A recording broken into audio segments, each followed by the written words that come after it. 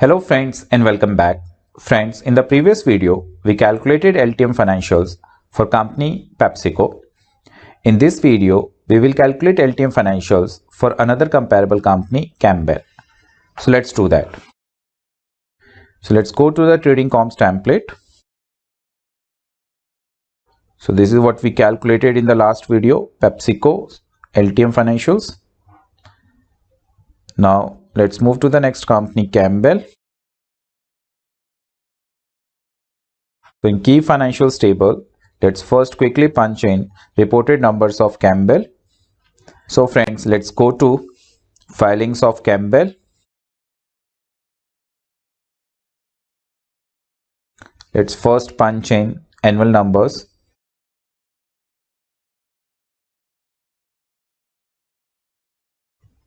This is annual filing of Campbell. Table of content. So as per table of content, we have financial statements on page number 33. Here we go. So friends, let's start with net sales, and net sales of Campbell is 7890.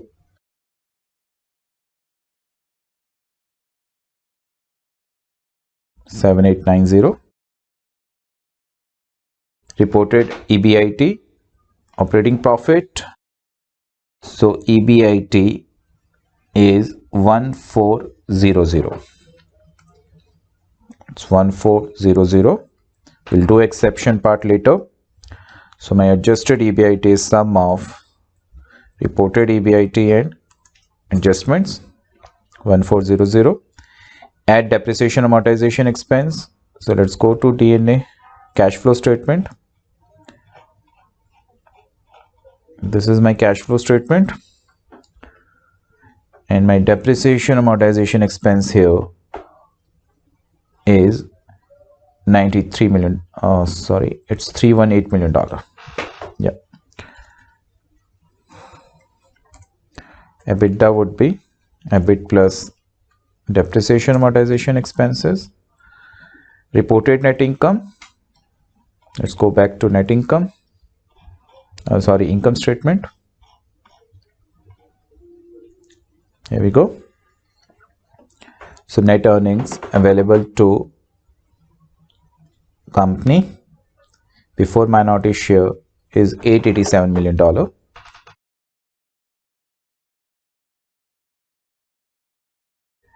Then we have adjustments above EBIT, below EBIT, non-tax deductible, and adjusted net income would be sum of reported net income and all adjustments. It's 887 less share of minority interest. So it's nil. There is no minority interest in the company. So net income available to common shareholders would be total net income minus minority shares, 887. Weighted average number of shares diluted, 307 million. So weighted average shares, $307 million, and per share earnings is total net income divided by number of shares, 2.89. Now let's move to quarterly filing. The quarterly filing is for October 17.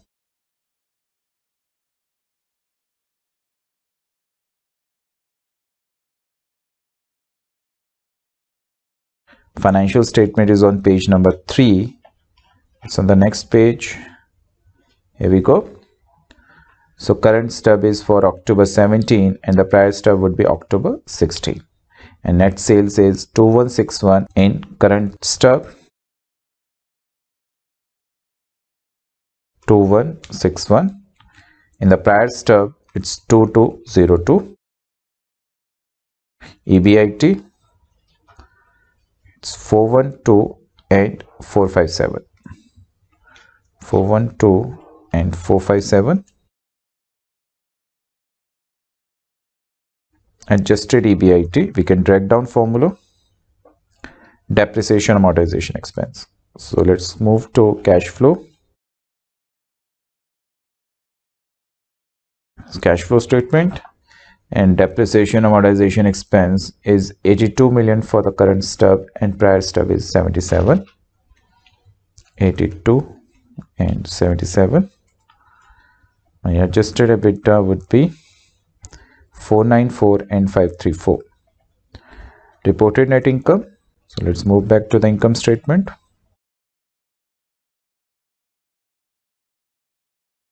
There we go. So net earnings would be 275 and 292.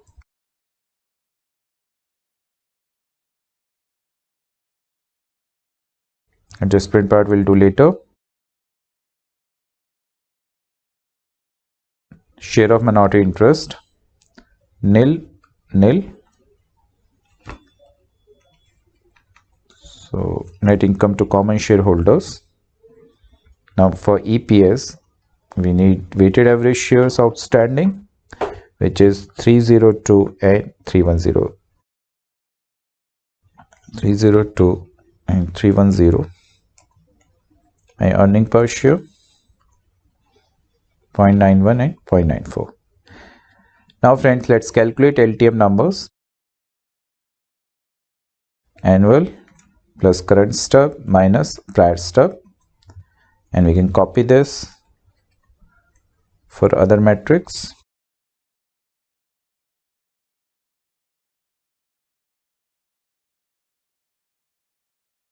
Let's expand this for 2 decimal points. Now friends, let's make adjustments in these reported numbers of Campbell. So let's start with annual numbers, adjustment in annual numbers. For that we have to go to 10K. So in 10K we have to go to management discussion and analysis part, which is on page number 14. So let's go to page number 14.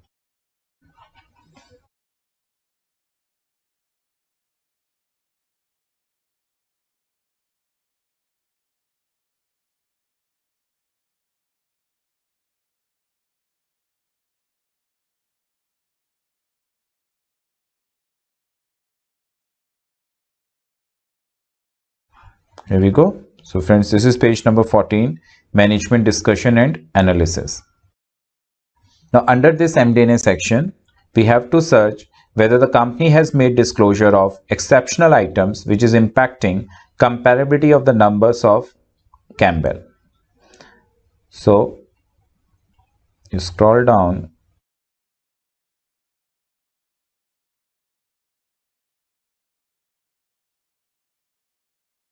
and here we go.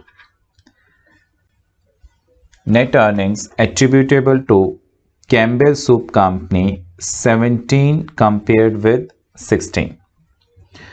Under this, it says the following items has impacted comparability of earnings and earnings per share. So here company is making disclosure of exceptional items which is affecting comparability of Campbell's financials in 2017. So let's scroll down and we can see there is a list of exceptional items here, and let's see what first exceptional item is. So it says in 17 we recognized a gain of $178 million under cost and expenses, $116 million after tax. So basically post-tax impact is 116 on the net income, associated with mark-to-market adjustment for defined benefit pension and post-retirement plans. Then it is discussing about 2016. So as we are not concerned with 16's adjustment, as my LTM period covers only 17 annual numbers. So friends, here we have $178 million of adjustment related to mark-to-market adjustment. This mark-to-market adjustment, as we discussed in the previous video also, it is related to the recognizing gain or losses due to change in the market value of investments of the company, and these gains and losses are not recurring or normal, as we cannot expect that every year company would have these gains or losses.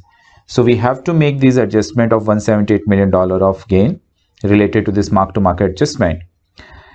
But we first have to see where this gain is recorded in the income statement, as this gain is recorded under cost and expenses. So we first have to check whether this cost and expenses line item is reported above EBIT or below EBIT, because under this cell we will be making only those adjustments which is impacting EBIT of the company. So let's first check where this cost and expenses is reported. So we'll go to the income statement on page number 60, and in the income statement you can see we have cost and expenses reported above EBIT. This is my EBIT and cost and expenses comes before that. It means exceptional items reported in the cost and expenses is part of your EBIT. So let's go back to page number, it was page number 29. Friends, here as a company is making disclosure of gross exceptional items and after tax exceptional items, so what we can do, we can make a separate table here below the key financial table of exceptional item.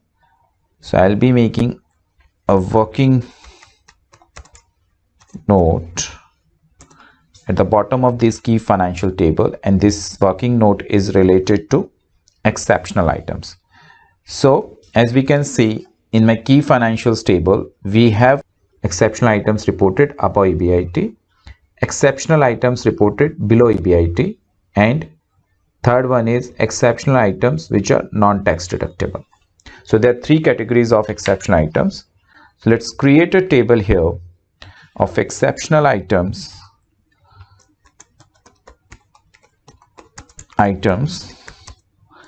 above EBIT. Then you can leave couple of rows here for noting down exceptional items.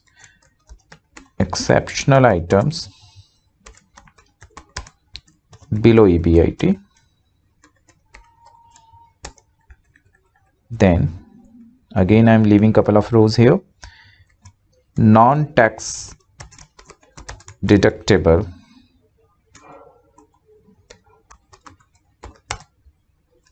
exceptional items. So friends, we created three categories of exceptional items here.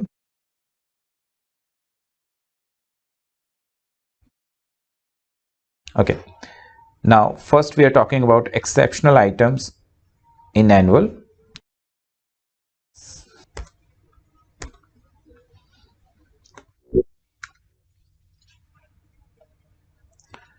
This is related to annual table.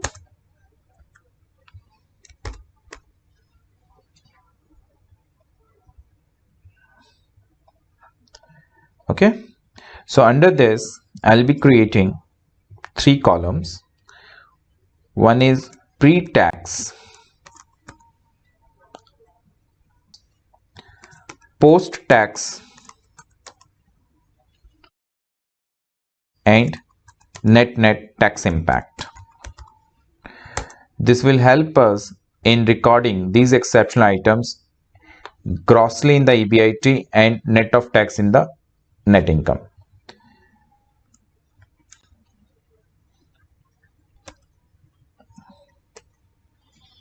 So now friends, as per this disclosure of exceptional items, my first exceptional item in the annual report is exceptional item above EBIT. So we have a gain of mark to market adjustment,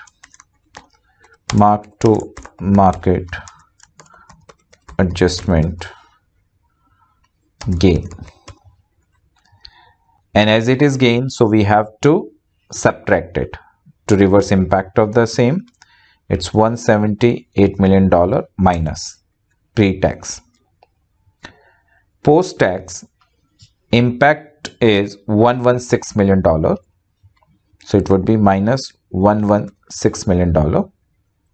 And the tax impact of this exceptional item is pre-tax minus post-tax number. It's $62 million. So my tax expense is impacted by $62 million due to this exceptional item. Now, next one. In 2015, we implemented a new enterprise design and initiative to reduce cost and to streamline our organizational structure. So company started some restructuring activity in 2015. Okay. Now in 17, we expanded these cost saving initiatives by further optimizing our supply chain network primarily in the North America, continuing to evolve our operating model to derive efficiency and more fully integrating our recent acquisitions. So company continued these restructuring activity in 2017 as well. And in 17, we recorded a pre-tax restructuring charges of $18 million. So this $18 million is restructuring charges what company has reported, and implementation cost related to this restructuring and other related cost is of $36 million in administrative expenses and $4 million in cost of products sold. So friends, basically related to these restructuring activities, company has recorded three expenses, $18 million and $36 million under administrative expenses. Then another $4 million has been recorded under cost of products sold. So both these administrative expenses and cost of products sold are recorded above EBIT in the income statement. So it means this $18 million plus $36 million plus $4 million, all three restructuring charges are basically affecting my EBIT of current year. So it would be restructuring charges pre-tax, it is 18 plus 36 plus 4, 18 plus 36 plus 4, and we will add them as they were charges, and due to these charges my normal profit was understated. Post-tax aggregate impact of $36 million after tax. So the post-tax impact of these restructuring charges is $37 million. And the net tax impact on this exceptional item is $21 million. Now friends, then company is discussing about 16 restructuring charges. But as we are not concerned with 2016, so we can skip this part and let's move to the next line item. In the second quarter of 17, we performed an interim impairment assessment on intangible assets of Bolthouse Farm Carrot and Carrot ingredient reporting units and Garden Fresh gourmet reporting units. So basically here the company is talking about impairment of two units. One is Bolthouse Farm Carrot and Carrot and another one is Garden Fresh gourmet reporting unit. Related to this, they did some impairment assessment. Now we recorded a non-cash impairment charges of $147 million, which is pre-tax, and $139 million is after tax, related to intangible assets of Bolthouse Farm Carrot and Carrot, and a non-cash impairment charges of $65 million pre-tax, $41 million after tax, related to intangible assets of Garden Fresh gourmet reporting unit, which is in aggregate $212 million. So this $212 million includes total impairment charges what company has recorded related to these two units, $180 million after tax. In the fourth quarter of 16, so this is about 16, and as we are not concerned with 16 number, so we can skip this part. So friends, we have total impairment charges,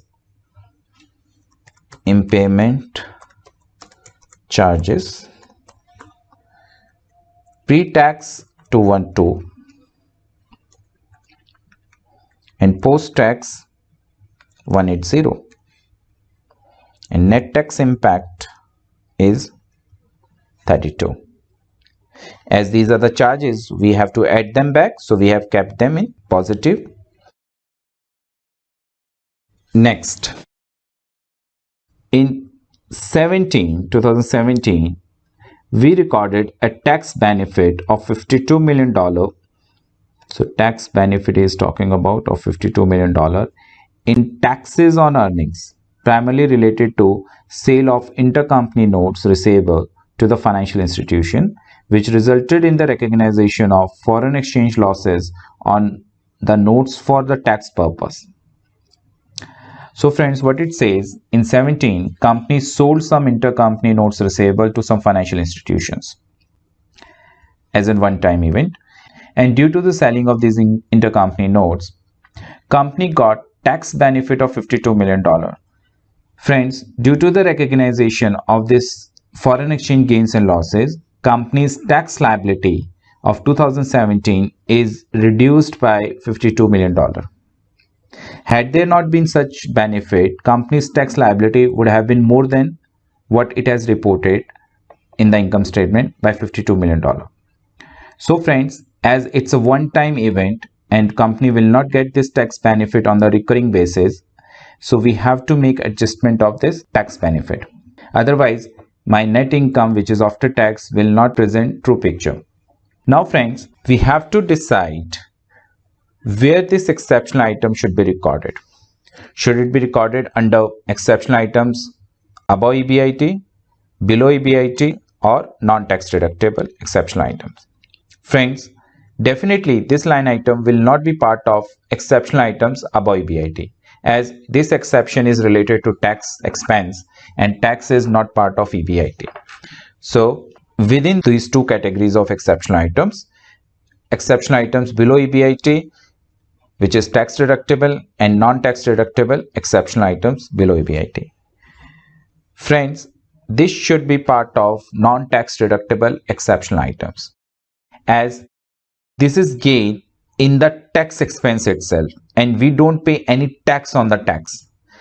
So this tax benefit gain of $52 million should be recorded under non-tax deductible exceptional items.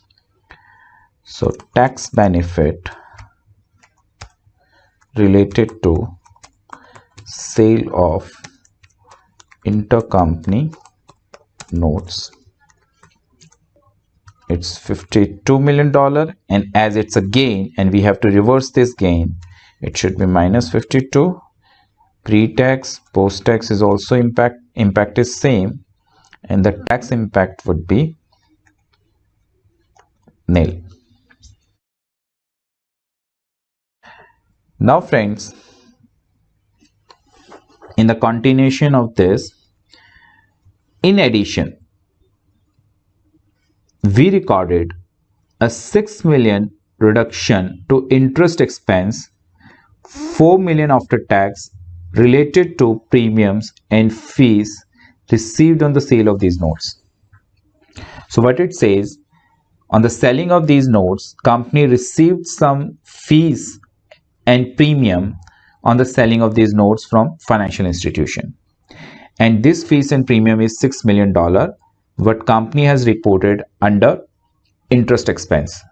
So when company recorded this gain on selling of notes under interest expense, the interest expense was reduced by $6 million pre-tax, and it was reduced by $4 million after tax. Friends, as it's a one-time event and any gain or losses related to this event would be temporary, and non-recurring. So this 6 million reduction in interest expense of Campbell is of temporary nature and should be adjusted back. And as it's related to the interest, so definitely it should be part of below EBIT, and it should be part of exceptional items below EBIT, which is tax deductible. So it's fees and premium on sale of intercompany notes, which is pre-tax $6 million, and as it's a gain and we have to reverse this gain, it should be -6, post-tax should be -4, and tax impact is pre-tax minus post-tax -2. Then guys, it says the aggregate impact of $56 million after tax, or $0.18 million per share. So this $56 million is the aggregate impact, 52 plus 4, 56 post-tax. So we have already considered this. Now the next line item in the list of exception, in 16 we recorded a gain of $25 million. So as this is related to 2016, so this gain has not impacted my 17 earnings, and we will not make any adjustment of the same. And we are done with the adjustment of annual filings, as the list of the exceptional item is completed.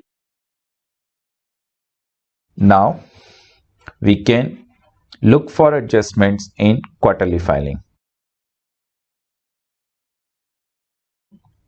Here we go, and we'll go to the management discussion and analysis part, which is on page number 24.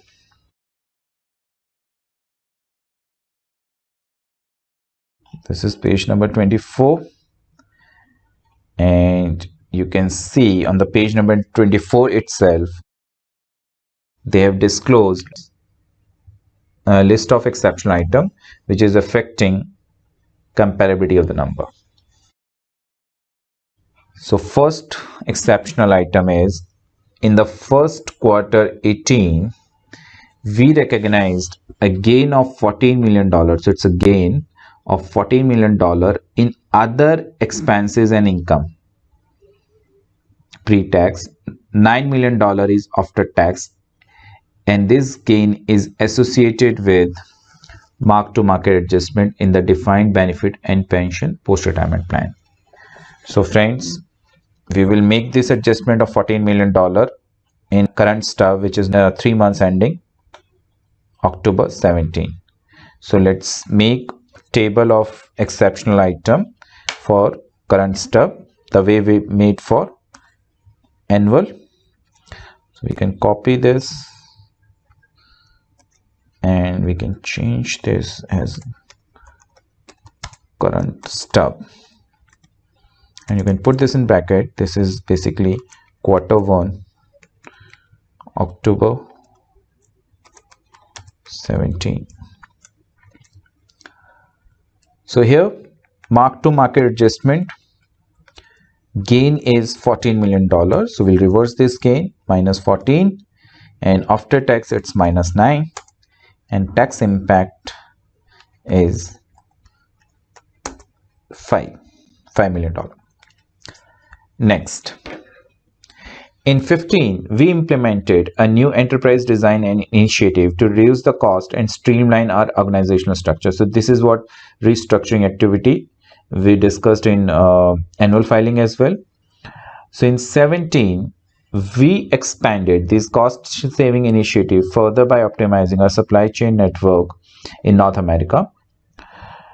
And related to this restructuring activity, what company has recorded in its income statement, in the first quarter of 2018, we recorded a pre-tax restructuring charges of $2 million and implementation and other related cost of $12 million under administrative expenses and $5 million under cost of goods sold.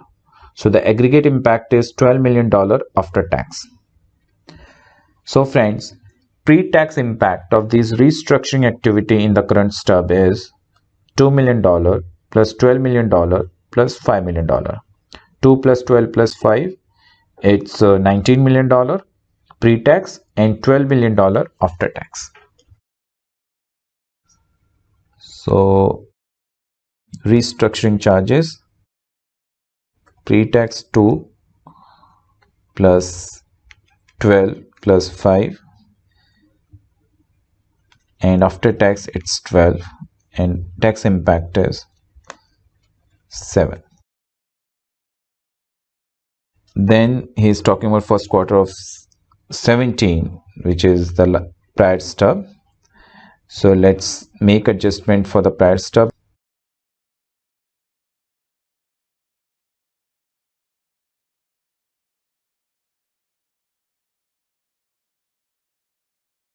So it is prior stub,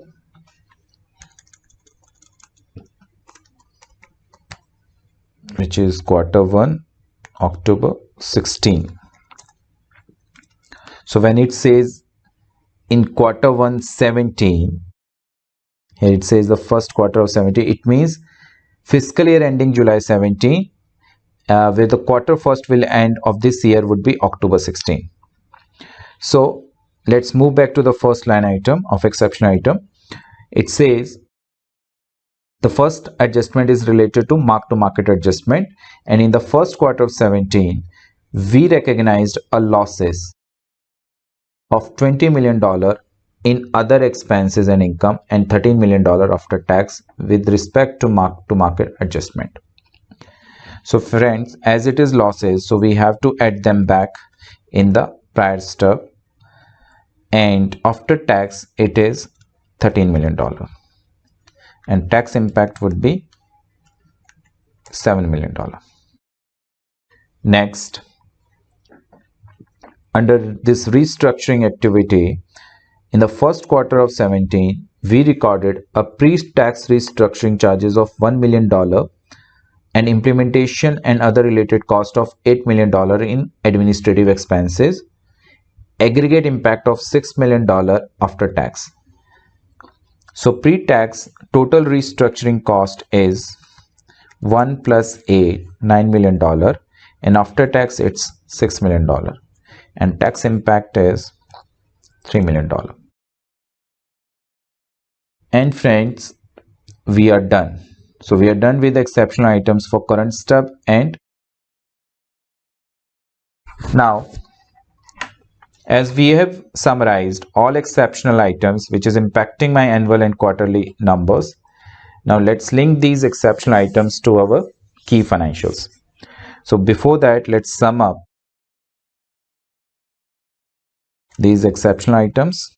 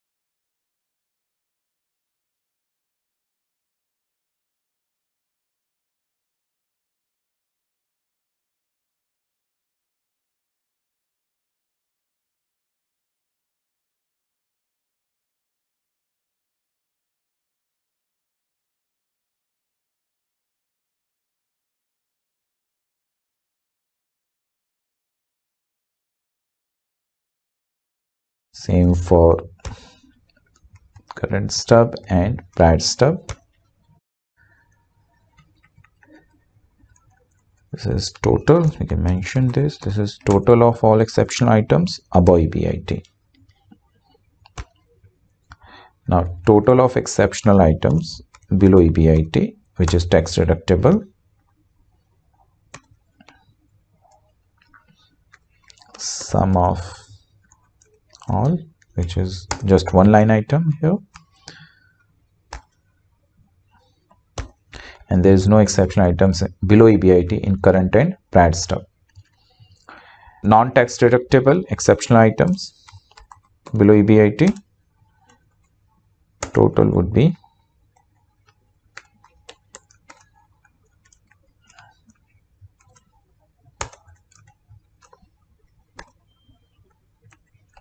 this is also just one line item. Now friends, let's link them to the key financials table. So as in the annual, exceptional items above EBIT is $92 million pre-tax. We have to link pre-tax number here.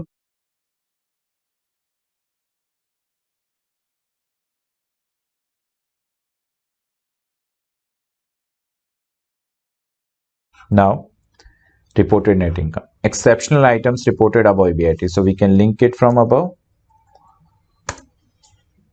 Cell H70. Exceptional items below EBIT. Friends, here we will be linking gross exceptional items below EBIT, as after linking these exceptional items, we are making tax adjustment on the exceptional items in the separate row, row number 78. So below EBIT, gross exceptional item is -6. Now, in this cell, we need to reverse tax impact on these exceptional items above and below EBIT. So my tax impact would be, here it would be minus, as the tax impact is always inverse to the adjustments. Bracket start. Total tax impact on exceptional items before EBIT is -9 plus -2. Bracket close. 11.